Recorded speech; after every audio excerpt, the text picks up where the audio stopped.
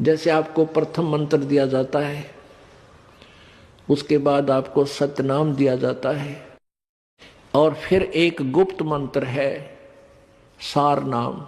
उसके विषय में परमात्मा कह रहे हैं कि ऐसे आपने अधीन होना है अपने सार नाम प्राप्त प्राणी को प्राप्त करने के लिए। प्राणी को बंदी छोड़ मैं अति अनाथा, भवजल बूढ़त पकड़ो हाथा।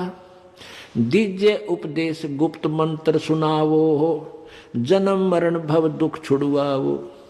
यो आदीन हो ऐसे जब ही शेष पर कृपा करे गुरु तब ही। कि गुरु के लिए भी संदेश दे रहे हैं जो अपना कृपा पात्र भेजते हैं प्रभु, कि जब इतना अधीन प्राणी हो ले तब गुरु उसको गुप्त मंत्र देवे जो सतगुरु है। वैसे नहीं देवे, वो व्यर्थ हो जाएगा, लाभ नहीं होगा।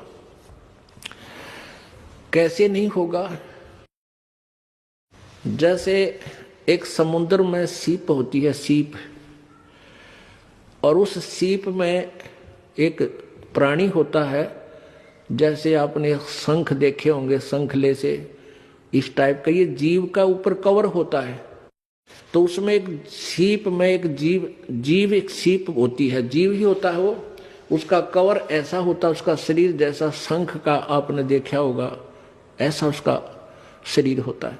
और वो सीप समुद्र में ही रहती है, जल से बाहर नहीं जाती। और उसको जब प्यास लगती है वो जल के ऊपर आ जाती है, समुद्र के, और आसमान से जब वर्षा हो रही हो, रजा हो प्रभु की, उस समय आसमान से वर्षा हो तो उस वर्षा के जल को वो मुख में ग्रहण कर लेती है, और उस आसमान से गिरे हुए जल से को प्राप्त करके मुंह बंद कर लेती है। फिर उसमें मोती बनता है, अन्यथा मोती नहीं बने। अब जब वो सीप का मुंह बंद हो और वो जमीन समुद्र के ऊपर तैर रही हो, चाहे कहते हैं सारा सामान बरस जा, मोती नहीं बन सकता।